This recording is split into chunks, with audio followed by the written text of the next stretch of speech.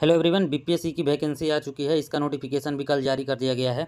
तो इस बार है जो कि वैकेंसी 1957 वैकेंसी आई है, तो उसी के रिगार्डिंग हम लोग कैसी तैयारी होनी चाहिए अभी जितना दिन बचा है उसी के अनुसार से हम एक पूरा शेड्यूल तैयार कर लेंगे, जिससे कि पूरा पूरा 54 दिन में हमारा पूरा तैयारी हो सके। तो ये आज हमारा डे 1 का टारगेट है, जो कि हमारा पूरे लास्ट 54 दिन चलेगा, जिस दिन बीपीएससी पीटी का एग्जाम है 17 नवंबर। उसी के अनुसार हम इसका पूरा तैयारी करेंगे। तो इसमें पूरा मैं इसमें डिटेल दे दिया हूँ कि आज क्या सब्जेक्ट पढ़ना है, उसका एमसीक्यू क्या करना है, और आगे उसके हम मैं डिटेल में आज जो सब्जेक्ट पढ़ना है उसके बारे में मैं उसका पूरा बताऊंगा क्या क्या इसमें पढ़ना रहता है और उसमें क्या क्या है सब्जेक्ट में दिया हुआ है। तो सबसे पहले हम लोग देखते हैं डे 1 है, टारगेट हमारा बीपीएससी प्रीलिम्स है 17वीं का। उसका एग्जाम डेट है 17 नवंबर को है। आज से 54 दिन बाकी है, मतलब 17 नवंबर को इसका पेपर है। इसमें हमारा जो सोर्स है हिस्ट्री के लिए वो हम लोग लूसेंट से पढ़ेंगे, और जो इसका एमसीक्यू प्रैक्टिस करेंगे जो घटना चक्र से करेंगे, घटना चक्र से करेंगे उससे कि पूरा एमसीक्यू हमारा तैयार हो जाएगा, साथ में हमारा रिवीजन भी हो जाएगा। और इसमें हमको साथ में ये भी करना है कि बीपीएससी में जो कैसा क्वेश्चन पूछा जा रहा है पिछले 3-4 सालों से कुछ अलग हुआ है, उसी के रिगार्डिंग हम लोग उसका प्रैक्टिस भी करेंगे। Analyse how question were framed in 2023 में कैसा क्वेश्चन आया था, और हमारा करंट अफेयर्स में क्या क्या पूछा जा रहा है। करंट अफेयर्स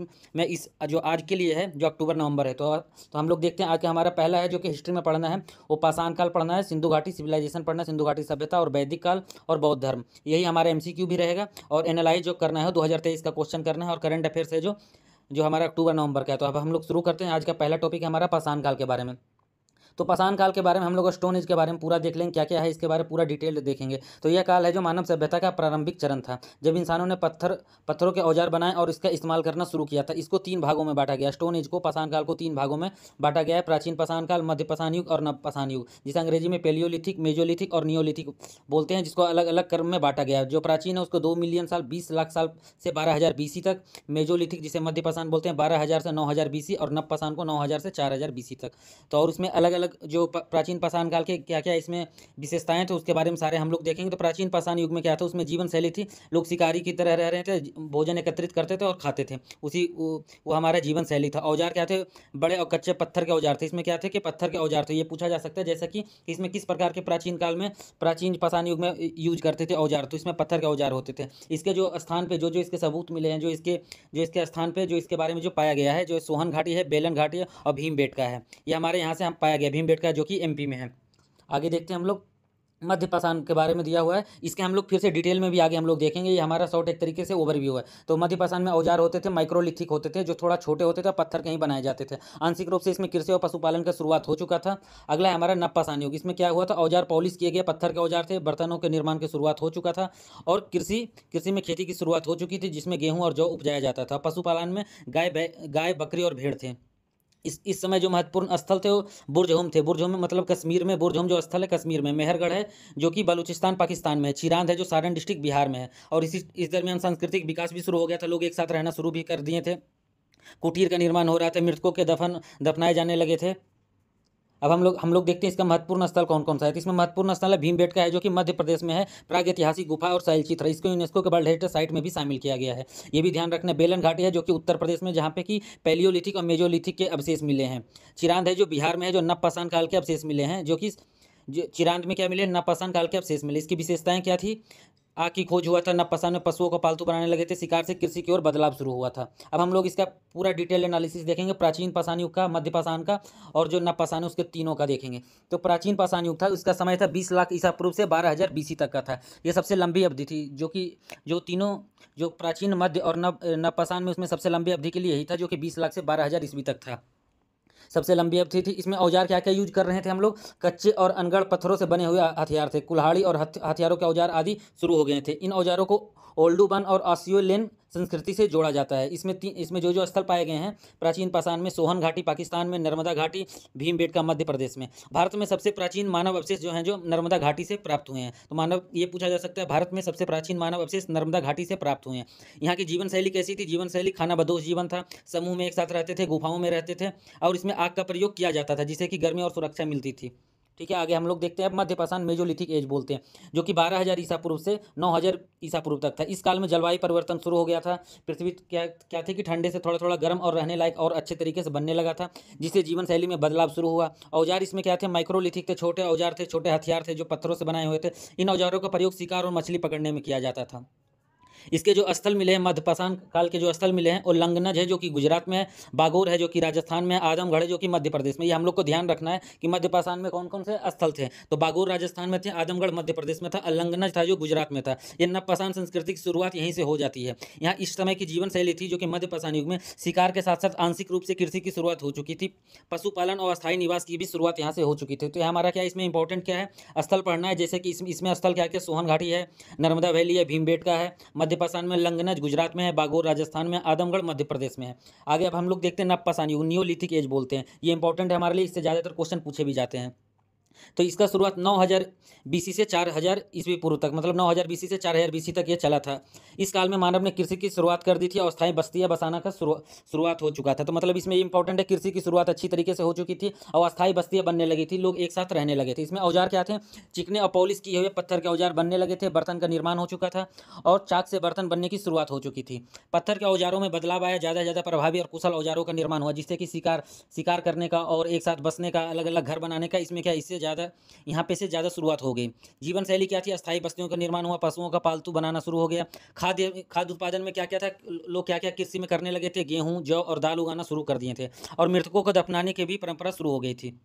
इसमें जो इंपॉर्टेंट है हमारा स्थल है कि कौन कौन सा स्थल है जो कि नवपाषाण युग में है। तो बुर्जुम है जो कि कश्मीर में है, मेहरगढ़ है जो बलूचिस्तान पाकिस्तान में है, चिरांद है जो कि बिहार में है, ये पूछा जा सकता है, बिहार से रिलेटेड है। कोल्डेहबा है जो कि उत्तर प्रदेश में है। नवपाषाण काल के जो भी स्थल थे प्राचीनतम कृषि और पशुपालन के प्रमाण देते हैं। ये हमारा क्या था, ये हमारा पाषाण काल से रिलेटेड जो इंपॉर्टेंट क्वेश्चन है, इससे हमारा लगभग इससे हो सकते हैं। अब हम लोग आगे देखते हैं इसमें सांस्कृतिक और सामाजिक विकास क्या क्या हुआ है, कि पाषाण काल में क्या क्या सामाजिक धार्मिक कला और आर्थिक विकास क्या क्या हुआ। तो लोग संयुक्त परिवार एक साथ रहना भी शुरू हो गए थे।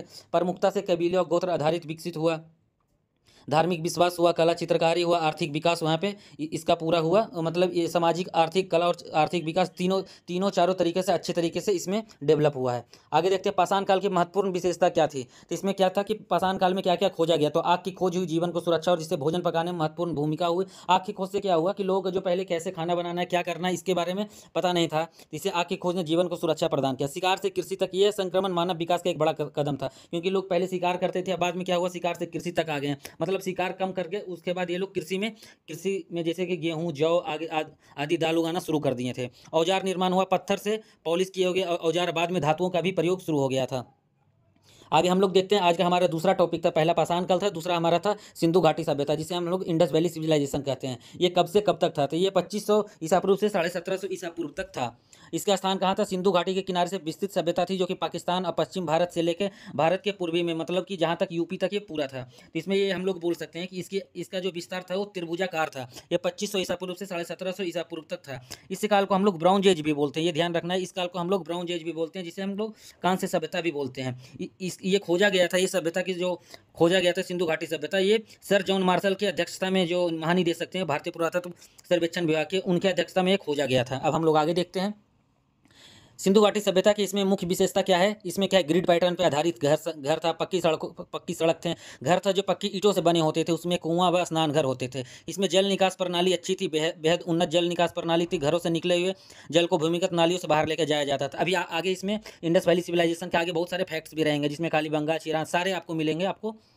जैसे इसके महत्वपूर्ण स्थल कौन कौन से हैं, तो इसमें क्या है कि महत्वपूर्ण स्थल है जो हड़प्पा है। हड़प्पा की खोज किसने किया था, हड़प्पा की खोज किए थे दयाराम साहनी ने 1921 में, और ये रावी नदी के किनारे है। आप लोग ये सुनते भी जाएगा जो कि इसमें कुछ मिसिंग है। हड़प्पा है जो कि रावी नदी के किनारे है, जो कि पाकिस्तान के पंजाब प्रांत के साहिवाल जिला में। ये दयाराम साहनी ने 1921 ईस्वी में इसका खोज किया था। जो मोहनजोदड़ो है, ये कि सिंधु नदी के किनारे है, ये पाकिस्तान के सिंध प्रांत का लरकाना जिला में है। इसकी खोज राखलदास बनर्जी 1922 में किए थे। इसमें क्या क्या पाया गया वो भी देख लेते हैं। हड़प्पा में सभ्यता का पहला खोजा गया स्थल था, इसलिए इसी का नाम पे सिंधु घाटी सभ्यता बोलते हैं। मोहनजोदड़ो, इसमें ग्रेट बाथ मिला था, बड़ा स्नान घर था, उन्नत नगर व्यवस्था थी। कालीबंगा कहाँ था, कालीबंगा राजस्थान में थी, कालीबंगा राजस्थान में थी, ये घग्गर नदी के किनारे थी, ये राजस्थान के हनुमानगढ़ जिला में थी। इसकी खोज किसने किया था, अमरनाथ घोष ने किया था, इसको 1951 में। ये पूछा जा सकता है कालीबंगा है जो कौन सी नदी किनारे है, घग्गर नदी किनारे है। हड़प्पा कौन सी नदी किनारे है, रावी है। मोहनजोदड़ो है जो कि सिंधु नदी किनारे है। कालीबंगा में जो महत्वपूर्ण चीज़ें मिले हैं, तो हल के निशान मिले हैं, अगिन वेदिका के साक्ष्य मिले हैं। आगे देखते हैं लोथल है जो कि गुजरात में है। ये कौन सी नदी के किनारे है, ये भोगवा नदी के किनारे है, जो गुजरात के अहमदाबाद जिला में है। इसकी खोज रंगनाथ राव ने किया था, 1954 में किए थे। यहाँ पे महत्वपूर्ण स्थल, यहाँ पे गोदिका थी, मतलब व्यापारिक बंदरगाह था, और गोदी का साक्ष्य यहाँ पे से मिला है। धौलावीरा क्या था? धौलावीरा गुजरात में है। धौलावीरा गुजरात में लूनी नदी के किनारे है। धौलावीरा लूनी नदी के किनारे है, जो कि गुजरात के कच्छ जिला में है। इसकी खोज जेपी जोशी ने और रविंद्र सिंह बिष्ट ने किया था। जेपी जोशी ने 1967-68 के बीच किया था, और बाद में इससे और रिगार्डिंग जो खोजा गया रविंद्र सिंह बिष्ट ने 1990-91 में खोजा है। जल संचय प्रणाली के लिए भी प्रसिद्ध है। और धौलावीरा क्या है? ये यूनेस्को के वर्ल्ड हेरिटेज साइट में भी इसका नाम आया हुआ है। ठीक है, अब हम लोग इसमें देखते हैं आगे। इसमें सिंधु घाटी सभ्यता में व्यापारिक और आर्थिक जीवन कैसे थे? व्यापारिक सभ्यता के लोग मेसोपोटामिया इराक से और फारस ईरान से करते थे। इनकी मुख्य फसलें गेहूं, जौ और कपास थी। मुद्रा था, मुद्रा के रूप में कोई प्रमाण नहीं मिला है, लेकिन व्यापार में वस्तु विनिमय प्रणाली का उपयोग होता था। मतलब एक बार्टर सिस्टम होता था। एक यदि मैं यहाँ से गेहूँ दे रहा हूँ तो वहाँ से वो चावल या कुछ देते थे। ठीक है, ये बार्टर सिस्टम होता था। लिपि क्या थी? सिंधु लिपि अभी तक पूर्णतः पढ़ी नहीं जा सकी है। चित्रात्मक लिपि था, जिसमें छोटे छोटे चिन्ह और प्रतीकों का प्रयोग होता था। इसमें धार्मिक प्रतीक क्या थे और अंत्योष्टि प्रथा क्या था? धार्मिक इसमें प्रतीक में मातृ देवी, उर्वरता की देवी, मातृ देवी को जो धरती था उसे उर्वरता की देवी मानकर उनका पूजा करते थे, और पशुपति जो शिव के रूप में इन्हें पूजा के प्रमाण मिले हैं। इसमें ये इंपॉर्टेंट है कि मंदिर के प्रमाण कहीं भी नहीं मिले हैं। मंदिर के प्रमाण यहाँ पे कहीं भी नहीं मिले हैं। एक और ध्यान रखना है, सिंधु घाटी सभ्यता का सबसे बड़ा स्थल है जो कि मोहनजोदड़ो है, जबकि भारत में सबसे बड़ा स्थल है जो कि राखीगढ़ी है, जो कि घग्गर नदी के किनारे है। ठीक है, जो कि हरियाणा हिसार जिले में है। आगे देखते हैं हम लोग प्रमुख संरचनाएं क्या हैं। ग्रेट बाथ मतलब महान स्नान घर, ये कहाँ पे है? ये मोहनजोदड़ो में। मोहनजोदड़ो है जो कि सिंधु नदी किनारे। इसकी खोज राखलदास बनर्जी ने 1922 में किए थे। इसमें क्या होता था? मोहनजोदड़ो में स्थित सार्वजनिक स्नान के लिए इसका उपयोग होता था, और धार्मिक अनुष्ठानों के लिए भी इसका उपयोग होता था। और महत्वपूर्ण संरचना में अनाज भंडार था, जो अनाज संग्रहण के लिए बड़े बड़े भंडार पाए गए, जो हड़प्पा और मोहनजोदड़ो में पाए गए हैं, जो कि कृषि और व्यापार के लिए व्यापार के महत्व को दर्शाते हैं। आगे क्या? सिंधु घाटी सभ्यता के पतन के क्या कारण थे? तो सिंधु घाटी सभ्यता के पतन के कारण बहुत सारे हैं, लेकिन ये बोला जा सकता है कि सबसे ज़्यादा मुख्य कारण जो बताया जाता है वो बाढ़ है, पर्यावरणीय परिवर्तन है, आर्यों का आक्रमण है, अब व्यापार में गिरावट के कारण है, और नदियों ने जो मार्ग बदल लिए इसके कारण भी क्या हुआ कि वहाँ से लोग शिफ्ट होकर दूसरे जगह चले गए। ये सिंधु घाटी सभ्यता के पतन के कारण है। इसके 5 इंपॉर्टेंट है जो कि फैक्ट हैं जो कि पूछे जा सकते हैं। सबसे पहला है, यह विश्व की प्रथम नगरीय सभ्यता थी। ये विश्व की सबसे प्रथम नगरीय सभ्यता थी। सिंधु घाटी सभ्यता को विश्व की सबसे पुरानी सभ्यताओं में से एक माना जाता है। इस दरमियान जो सिंधु घाटी सभ्यता के सापेक्ष में एक सभ्यता थी जो कि ईरान में सभ्यता थी, जिसे मेसोपोटामिया की सभ्यता बोला जाता है, जो कि दजला फरात नदी के किनारे थी। आगे क्या है? जल निकास प्रणाली। जल निकास प्रणाली बहुत ही अच्छी थी। यहाँ पे इस सभ्यता की जल निकास प्रणाली इतनी उन्नत थी कि आज की आधुनिक जल निकास प्रणालियों से इसकी तुलना की जा सकती है। कपास की खेती होती थी। सिंधु घाटी सभ्यता के लोग विश्व के सबसे पहले कपास की खेती करने वाले लोगों में से एक थे। महान स्नानघर था जो कि मोहनजोदड़ो में था, जिसे ग्रेट बाथ बोला जाता था। प्राचीन सभ्यताओं में इसे सबसे उन्नत जल संरचनाओं में से एक माना गया। इनकी लिपि है जो अभी तक पढ़ी नहीं जा सकी है, जिसके कारण इसके बारे में ज़्यादा अभी तक प्रमाण नहीं मिले हैं। जिसके विनाश का कारण था, सबसे प्रभावी कारण इसको बाढ़ को माना गया है। ठीक है, आग में पकी हुई मिट्टी को टेराकोटा कहा जाता है, ये भी पूछा जा सकता है। अब हम लोग देखते हैं आज के वैदिक काल का, जो हमारा तीसरा टॉपिक था। पहला पाषाण काल, दूसरा सिंधु घाटी सभ्यता, तीसरा वैदिक काल। तो वैदिक काल था जो 1500 ईस्वी से 600 ईसा पूर्व तक था। 1500 बीसी से 600 बीसी तक था। इसको दो भागों में बांटा गया, पहला ऋग वैदिक काल, एक उत्तर वैदिक काल। ऋग वैदिक काल था जो 1500 ईसा पूर्व से 1000 ईसा पूर्व तक था, और उत्तर वैदिक काल था जो 1000 ईसा पूर्व से 600 ईसा पूर्व था। अब इसके बारे में हम लोग पूरा डिटेल से देखेंगे।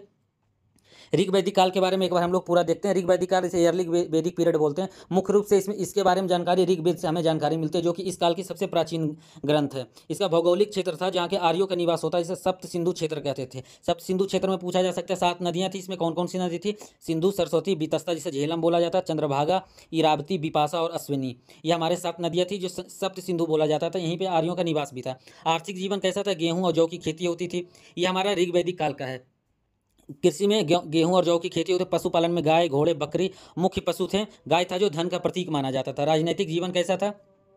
राजनीतिक जीवन था परिवार, ग्राम और जन गोत्र की व्यवस्था थी। इसमें क्या था? परिवार, ग्राम और जन, इसमें गोत्र की व्यवस्था। प्रमुख राजा को राजन कहा जाता था। सभा और समिति नाम की 2 संस्थाएं थी।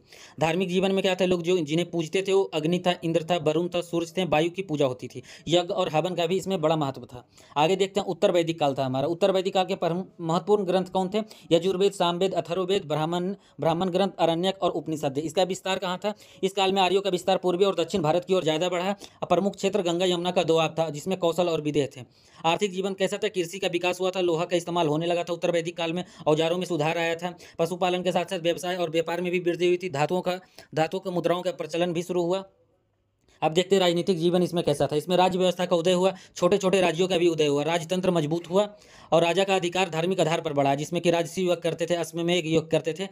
राजसी यज्ञ होता था कि यदि कोई राजा अपना राज्याभिषेक करता था उस टाइम राष्ट्रीय यज्ञ होता। अश्वमेध यज्ञ क्या होता है कि राजा अपने आप को शक्तिशाली बताने के लिए अश्वमेध यज्ञ करते थे, जिसमें कि घोड़ों को लंबी दूरी तक छोड़ दिया जाता था। आगे क्या समाज व्यवस्था कैसी थी? उत्तर वैदिक काल में सबसे बड़ा ये था, यहाँ पे समाज व्यवस्था शुरू हो गया था। जैसे कि ब्राह्मण, क्षत्रिय, वैश्य और शूद्र की शुरुआत हो गई थी। समाज पुरुष प्रधान हो गया था, स्त्रियों की स्थिति में गिरावट आ गया था। और शिक्षा शिक्षा और गुरु शिष्य शिष्य परंपरा का यहाँ पे विकास हुआ। धार्मिक जीवन कैसा था? यज्ञों का महत्व बड़ा था। उपनिषदों में अद्वैतवाद, आत्मा और परमात्मा की अवधारणा का उल्लेख यहाँ पे मिलता है। कर्म कांड की जगह ज्ञान और तप का महत्व बढ़ने लगा यहाँ पे। पहले क्या था? ऋग वैदिक काल में यदि आप जो काम करते हैं उसी के अनुसार से आपकी आपकी ख्याति मिलती थी, लेकिन इसमें ये नहीं हुआ। इसमें कर्म आप उसमें आपकी जाति कर्म कांड की जगह ज्ञान तप आपके जो आपके पहले के जनरेशन में जो चलता आ रहा है जातियाँ, वही आपके इसमें कंटिन्यू हो गई थी। आगे क्या है? ये हमारा पूरा पूरा फैक्ट है जो इसमें 6 में हमारा दिया गया है। ऋग्वेद इसमें सबसे प्राचीन ग्रंथ को माना गया है, ऋग्वेद को, जो कि ऋग वैदिक काल का था। ऋग्वेद को विश्व का सबसे पुराना धार्मिक ग्रंथ माना जाता है, जो वैदिक सभ्यता की सामाजिक, धार्मिक और राजनीतिक जीवन का विवरण देता है। दूसरा, सभाओं का महत्व बढ़ गया था। ऋग्वेद में सभा और समिति जैसे संस्थाओं की व्यवस्था थी जो राजा के प्रशासन में भागीदार होती थी। गोवंश का महत्व, गाय का महत्व बढ़ गया था। गाय की हत्या करने वालों को, गाय को इसमें मारा नहीं जा सकता था। यदि गाय की हत्या की जाती तो उसे देश निकाला या मृत्युदंड मिलता था।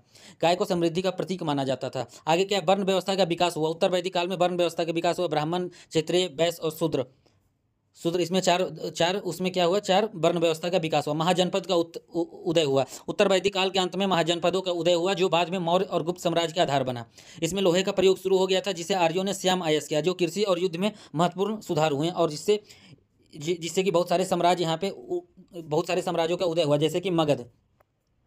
आगे देखते हैं इसमें सारांश में हमारा क्या है। वैदिक काल भारतीय इतिहास का एक महत्वपूर्ण चरण था, जिससे धार्मिक, सामाजिक, राजनीतिक और आर्थिक विकास हुआ। इस काल के 2 चरण थे। ये हमारा क्या है? ओवरव्यू के लिए ऋग वैदिक और उत्तर वैदिक। मानव समाज के विकास और संरचना में यह बहुत बहुत महत्वपूर्ण बदलाव लाते हैं। अब हमारा आज का लास्ट टॉपिक है बौद्धिज्म। बौद्धिज्म का हम लोग बारे में देख लेते हैं, एक बार डिटेल से देख लेते हैं। बौद्ध धर्म की स्थापना किनके द्वारा किया गया था? महात्मा बुद्ध के द्वारा किया गया था, जिन्हें गौतम बुद्ध भी बोला जाता है, जो कि 6ठी ईसा पूर्व की एक घटना थी। महात्मा बुद्ध का जन्म कब हुआ था? इनका जन्म 563 ईसा पूर्व में हुआ था, लुम्बिनी, जो कि वर्तमान में नेपाल में है। इन्हें लाइट ऑफ एशिया भी कहा जाता है। इनके पिता का नाम सुधोधन था और ये शाक्य गण के मुखिया थे। इनकी माता का नाम माया देवी था।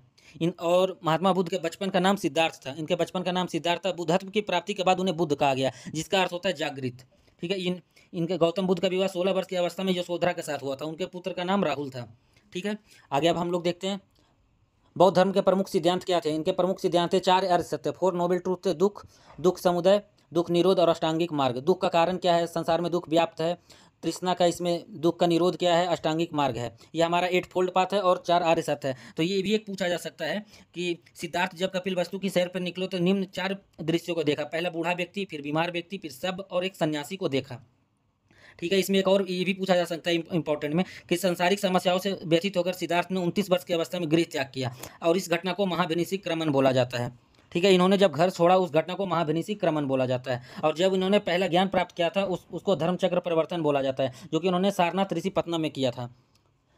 बुद्ध ने मिडिल पाथ का एक अपना सिद्धांत दिया। जो बुद्ध ने अति विलासता, अत्यंत तपस्या दोनों को अस्वीकार करते हुए एक मध्यम मार्ग का पालन की शिक्षा दी, जो कि मध्यम मार्ग से लोगों को आगे बढ़ने की शिक्षा देता है। निर्वाण में क्या था? निर्वाण दुख और पुनर्जन्म से मुक्ति मिलती है। महात्मा बुद्ध की मृत्यु कब हुई थी? 483 BC में हुआ था, ईसा पूर्व में, कुशीनगर उत्तर प्रदेश में हुआ था, जिसे निर्वाण कहा जाता है। आगे देखते हैं हम लोग बौद्ध धर्म की शाखाएं थे। हीनयान था, जिसे थेरवाद बोला जाता है, महायान और वज्रयान। हीनयान को क्या होता है? हीनयान में बौद्ध धर्म प्राचीनतम रूप है, जिसे व्यक्ति के मोक्ष पर जोर दिया जाता है, जिसका प्रमुख क्षेत्र है श्रीलंका, थाईलैंड, बर्मा और म्यांमार। महायान है, इस शाखा में बोधिसत्व की अवधारणा को महत्व दिया गया। इसमें व्यक्ति अन्य प्राणियों को मोक्ष के लिए कार्य करता है। इसका प्रमुख क्षेत्र है तिब्बत, चीन, जापान और कोरिया। वज्रयान क्या था? वज्रयान इसमें इस समय क्या हुआ कि शाखा तांत्रिक अनुष्ठान, जिसमें कि भूत प्रेत तांत्रिक, इस समय पे ज़्यादा इसमें बढ़ोतरी हो गई। इसका प्रमुख क्षेत्र कौन था? तिब्बत और हिमालयी क्षेत्र थे। बौद्ध परिषद, ये हमसे पूछा जा सकता है। जो 4 बुद्धिस्ट काउंसिल हुई थी, ये कहाँ कहाँ हुआ था? ये इंपॉर्टेंट क्वेश्चन है जो कि हमेशा पूछा जाता है। प्रथम बौद्ध संगीति हुई थी राजगीर, बिहार में, जिसे उस टाइम राजगृह बोला जाता है। उसका उद्देश्य था बुद्ध के उपदेशों को संगठित करना। इसके अध्यक्ष कौन थे? महाकश्यप थे। और उस टाइम राजा कौन थे? अजातशत्रु थे। दूसरा बौद्ध संगति कब हुआ था? 383 ईसा पूर्व में हुआ था, वैशाली में हुआ था। इसके अध्यक्ष सावाकमी थे और इस टाइम राजा थे जो कालाशोक था। तृतीय बौद्ध संगति हुई 250 ईसा पूर्व में, जिसका आयोजन कहाँ हुआ? पाटलिपुत्र में था। 2 इंपॉर्टेंट है जो शुरू के 3 है जो इंपॉर्टेंट है, जो कि बिहार से रिलेटेड है, जो बीपीएससी में पूछा जा सकता है। पहला है जो कि राजगीर में हुआ था, दूसरा वैशाली में, तीसरा पाटलिपुत्र में। तीसरा जो पाटलिपुत्र में हुआ था, जो अशोक ने करवाया था, उस टाइम इनका अध्यक्ष थे मोगलीपुत्रस थे। चतुर्थ बौद्ध संगति हुई थी 100 ईसा पूर्व में या 98 से 100 ईसा पूर्व में। इसका जो स्थान था कुंडलवन था, कश्मीर, और इसका वसुमित्र अश्वघोष कनिष्क ने किया था। ठीक है, अब हम लोग आगे देखते हैं। इसमें क्या था, महायान हीनयान शाखाओं का विभाजन हो गया। इसमें बौद्ध का विभाजन हो गया महायान हीनयान शाखाओं में। बौद्ध धर्म के प्रचार के लिए अशोक ने जगह जगह लोग भेजे थे। तो सम्राट अशोक ने बौद्ध धर्म के प्रचार के लिए बहुत ज़्यादा काम किया था। सम्राट अशोक ने कलिंग युद्ध के बाद बौद्ध धर्म अपनाया और इसे विश्व भर में फैलाया। उसने बौद्ध धर्म के प्रचार होती विभिन्न स्थलों पर स्तूप, विहार और स्तंभों का निर्माण कराया है। बौद्ध धर्म का अंतर्राष्ट्रीय प्रसार कहाँ किसने किया, तो अशोक ने अपने पुत्र महेंद्र और अपनी पुत्री संघमित्रा को श्रीलंका में बौद्ध धर्म के प्रचार के लिए भेजा था। बौद्ध धर्म का प्रसार है जो मध्य एशिया से लेकर चीन, जापान, दक्षिण पूर्व एशिया, तिब्बत और चाइना तक इसका हुआ है। अब हम लोग इससे बौद्ध धर्म से रिलेटेड जो 6 फैक्ट है जो कि पूछा जा सकता है वो हम लोग देख लेंगे। प्रथम बौद्ध चक्र है जो, इसमें पहला प्रथम धर्म चक्र परिवर्तन, जो उन्होंने ज्ञान प्राप्त किया था उसको क्या बोला जाता है, धर्म चक्र परिवर्तन, जो कि सारनाथ उत्तर प्रदेश में। दूसरा है तृतीय बौद्ध परिषद है जो कि कहाँ हुआ था, पाटलिपुत्र पटना में हुआ था, जो कि अशोक के द्वारा आयोजन करवाया गया था। निर्वाण स्थल, इनका निर्वाण स्थल कुशीनगर उत्तर प्रदेश में था। चौथा धम्म और संघ, बौद्ध धर्म में धर्म और संगठना का महत्वपूर्ण स्थान है। संघ है जो बौद्ध भिक्षुओं की एक संस्था है। पांचवा हमारा 4 प्रमुख तीर्थ स्थल इनके क्या क्या हैं, लुम्बिनी जहाँ इनका जन्म हुआ, बोध गया वहाँ पे ज्ञान प्राप्ति स्थल है, सारनाथ में उन्होंने प्रथम उपदेश दिया, कुशीनगर में निर्वाण स्थल है। ये हमारा इंपॉर्टेंट है, ये पूछा जा सकता है।